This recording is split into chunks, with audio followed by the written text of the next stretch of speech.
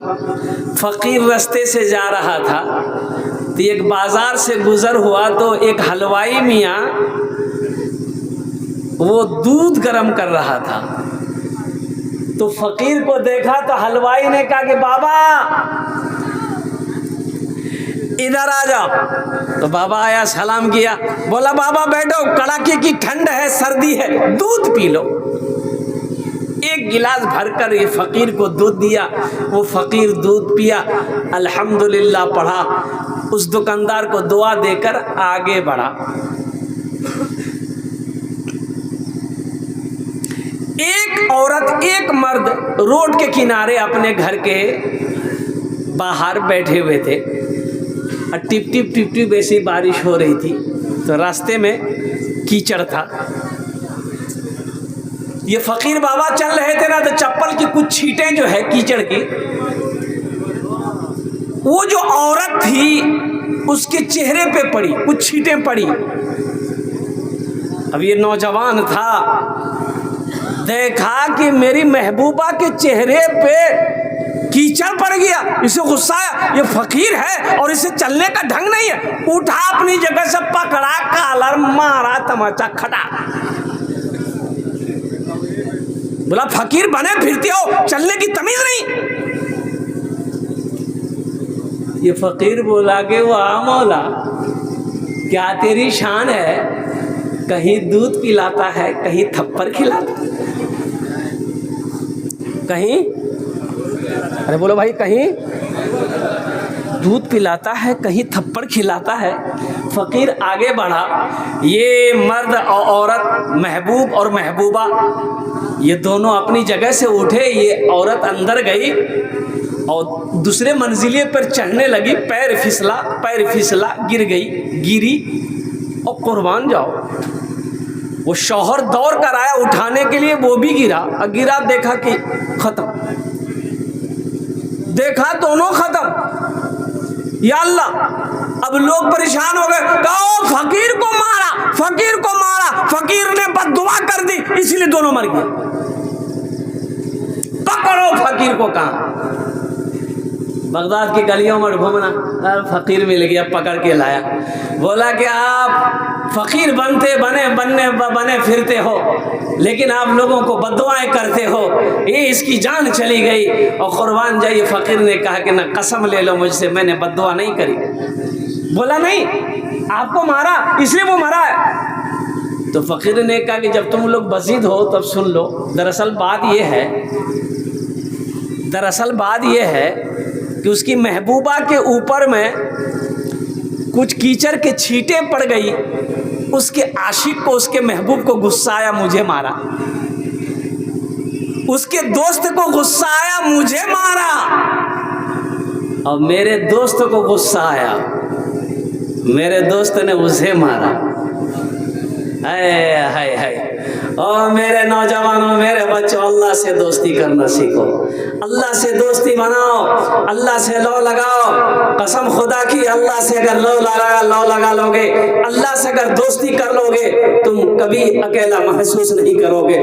जहां पुकारोगे, जिस वक्त पुकारोगे, मेरा मौला कहेगा, मेरा बंदा का बोल क्या बोलना चाहता है, मैं हूं ना।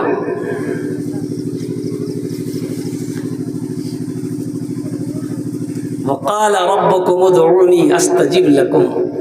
मेरा अल्लाह कहता है, मेरा बंदा तुम मुझे पुकारो, मैं तेरी दुआ को कबूल करूंगा। तुम मुझे पुकारो तो सही। तुम पुकारते क्यों नहीं? तुम मुझसे मांगते क्यों नहीं? पुकारो तो सही।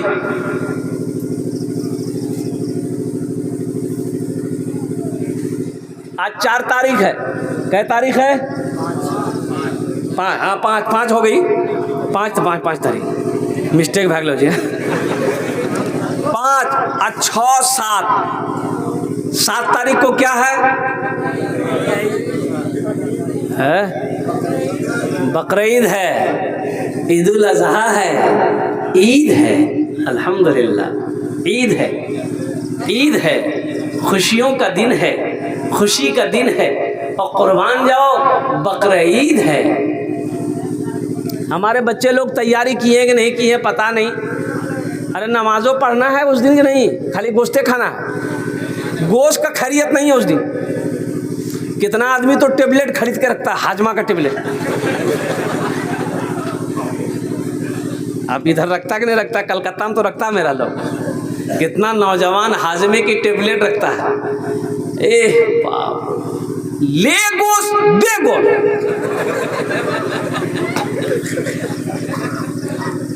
दो रकात नमाज पढ़नी उस दिन, ये भी जान लो। और जो दो रकात नमाज है, ईद उल अजहा की जो 2 रकात नमाज है, इसमें जायद तकबीरें 6 हैं।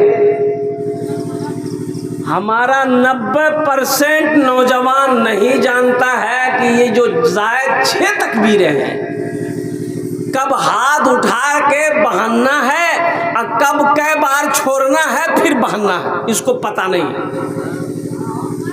बस बार बार खाली कपड़ा देखेगा, जाने जा कहाँ का कपड़ा है, पटना के में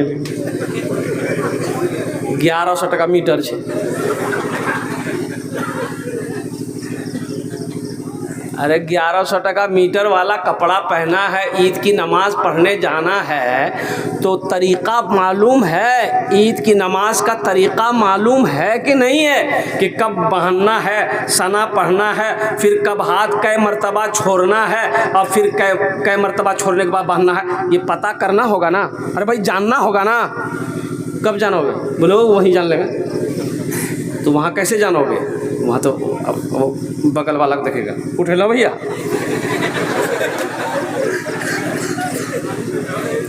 अब बगल वाला जितना मार उठाएगा ये भी उठाएगा, अगर बगल वाला उठाते रहेगा तो ये भी उठाते रहेगा। जा झमेले खत्म, हाथे उठाने में नमाज खत्म।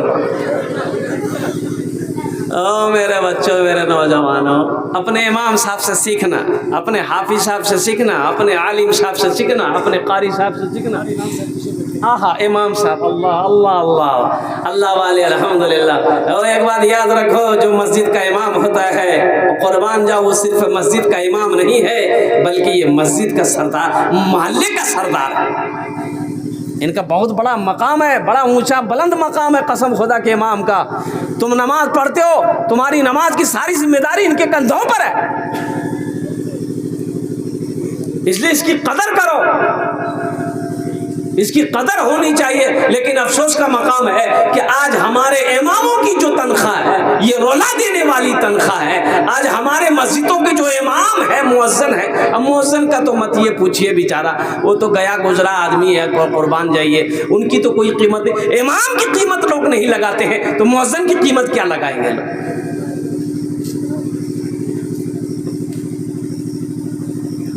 एक इमाम की तनख्वाह अभी जो चल रहा है 7,000, 8,000, 9,000, 10,000, बहुत हो गए। हम मुखिया साहब से पूछना चाहते हैं, मुखिया साहब एक बात हमको बताइए, 8,000 में आपका घर चल जाएगा? एक सदर साहब ने, मस्जिद का सदर था, इमाम साहब से बोला कि इमाम साहब दुआ कीजिए, मेरे बेटे को अच्छी नौकरी मिल जाए, अच्छी नौकरी मिल जाए, दुआ कर दीजिए कस करके, इंटरव्यू होने वाला।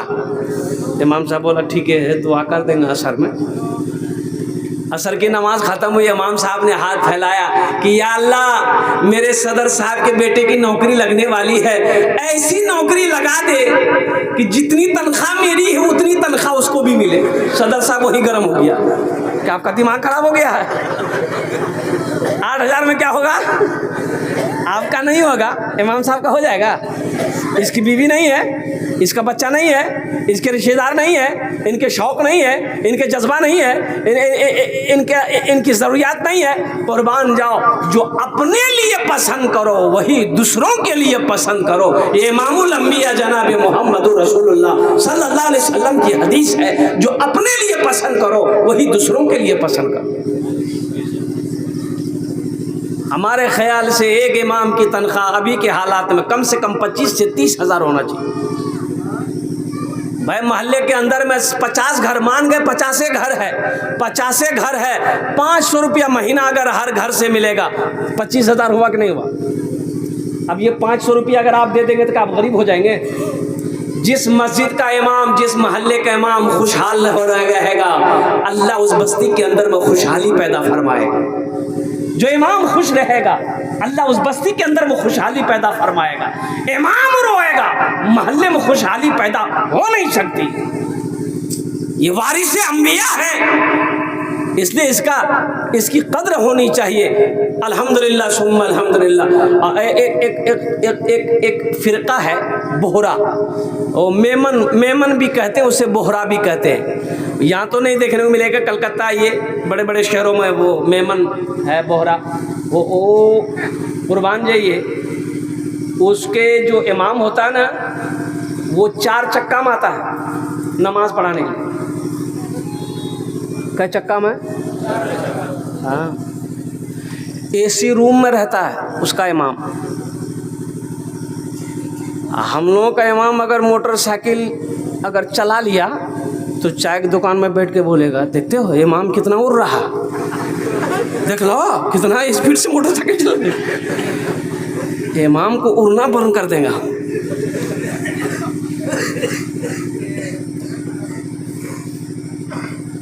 एक नया इमाम साहब की बहाली मस्जिद में हुई थी, तो चाय की दुकान में लोग बैठे चाय पी रहे थे, तो एक आदमी समझाया कि इमाम साहब देखिएगा, ये बस्ती बहुत ख़तरनाक है, यहाँ सोच समझ के कुछ बोलना है, इसलिए कि यहाँ लोग माना कुछ से कुछ निकाल देते हैं, कुछ से कुछ बोलिएगा वो कुछ से कुछ निकाल देगा, इसलिए संभल के तकरीर करना है, संभल के कुछ बोलना है। और ज़रा तकरीर कीजिएगा, यहाँ का लड़का सब बड़ा बिगड़ गया है, जुआ खेलता है, लॉटरी खेलता है, नशा करता है, इस पर तकरीर ज़रूर कीजिएगा। तो वो इमाम साहब बोला कि क्या बोले हो, हम क्या तकरीर करें, यहाँ का जो निज़ाम है ना यही सही नहीं है। और निज़ाम उसी मस्जिद का सदर था, उसका पोता वहीं बैठा हुआ था। बोला कि बोल रहा हमारा दादा सही नहीं है? बोला नहीं भैया, कुछ से कुछ माना निकल जाएगा। इसलिए अपने इमामों की कदर करो, ये वारिस अंबिया हैं। 5 वक्त की नमाज आप इनके पीछे पढ़ते हैं, अल्लाह अकबर कबीरा। आप तो आकर नियत बहन कर खड़े हो गए, लेकिन कुर्बान जाइए, ये आपकी नमाज का ज़ामिन ये बने हैं, और कुर्बान जाओ। इसलिए इमामों की इज़्ज़त होनी चाहिए। एक इमाम की तनख्वाह कम से कम 25 से 30 हज़ार रुपये होना चाहिए। इमाम खुश रहेगा, अल्लाह बस्ती के अंदर में खुशहाली पैदा फरमाएगा। तो मेरे दोस्तों, मेरे नौजवानों, मेरे बच्चों, इंशाअल्लाह उलमा की, हुफ़ाज़ की, क़ुर्रा की, इमामों की, मुफ्तियान किराम की, आलिमों की इंशाअल्लाह इज़्ज़त एहतराम इकराम करेंगे। कितने लोग तैयार हैं? इंशाअल्लाह हाथ उठा। अल्हम्दुलिल्लाह अल्हम्दुलिल्लाह। कभी इनकी बेअदबी मत करना, कभी बेअदबी मत। आलिमों की बेअदबी तो कभी करना ही मत। अल्हम्दुलिल्लाह, उनके सामने कभी गुस्ताखी मत करना, आलिमों के सामने कभी ऊंची आवाज़ में बात मत करना।